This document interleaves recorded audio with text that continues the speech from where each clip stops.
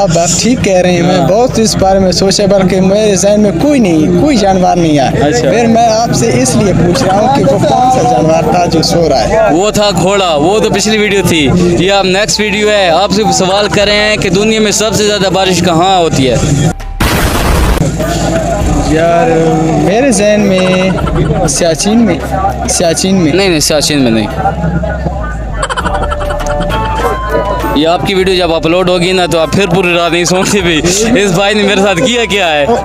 तो 200 ज़्यादा ले ले, लेकिन लैंड कराते। मैं जैसे जाऊँगा ये चैनल खोलूँगा, सोचता रहूँगा। आप फिर सोचेंगे भी इसने मेरे साथ किया क्या है, क्या सवाल किया ये है। तो मुझे सोचना पड़ेगा। तुक्का मारो, मुसलमान हो, तुक्का मारो। मरी। नहीं। वैसे तो अल्लाह पाक की रहमत है, जब अल्लाह पाक करम करता है किसी जगह पे भी। वैसे रहमत है, आप मैंने सवाल किए तो आपके लिए जहमत बन गई है।